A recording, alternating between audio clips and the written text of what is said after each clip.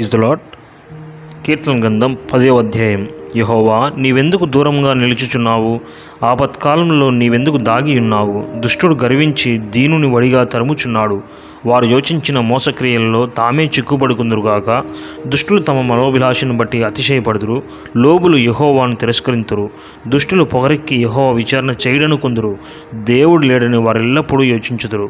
వారెల్లప్పుడూ భయం మానుకొని ప్రవర్తింతురు. నీ న్యాయ విధులు ఉన్నతమైనవై వారి దృష్టికి అందకుండును. వారు తమ శత్రువులందరినీ చూచి తిరస్కరించుదురు. మేము కదల్చబడము, తరతరములకు ఆపద చూడము అని వారు తమ హృదయాలలో అనుకుందురు. వారి నోరు శాపంతోనూ కపటముతోనూ వంచనతోనూ నిండి ఉన్నది. వారి నాలుక క్రింద చేటును పామును ఉన్నవి. తామున్న పల్లెయందలి మాటు చోట్లలో పొంచి ఉందురు. చాటైన స్థలములలో నిరపరాధులను చంపుదురు. వారి కన్నులు నిరాధారులను పట్టుకునవలని పొంచి ఉంచుచు. గుహలోని సింహము వలె వారు చాటైన స్థలంలో పొంచియుందురు. బాధపడు వారిని పట్టుకొని పొంచియుందురు. బాధపడు వారిని తమ వల్లోనికి లాగి పట్టుకుందురు. కాగా నిరాధారులు నలిగి వంగుదురు. వారి బలత్కారము వలన నిరాధారులు కూలుదురు.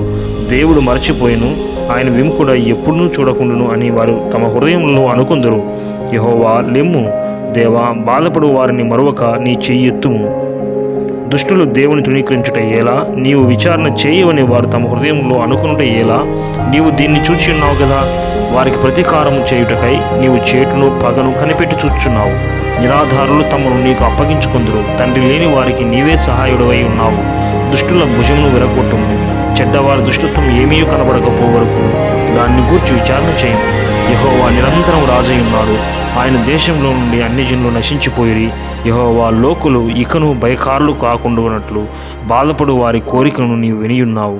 తండ్రి లేని వారికిని నలిగిన వారికి న్యాయం తీర్చుటకై నీవు వారి హృదయము స్థిరపరిచితివి, చెవియొగ్గి ఆలకించితివి. ఇంతటితో కీర్తన గ్రంథం 10వ అధ్యాయం సమాప్తం.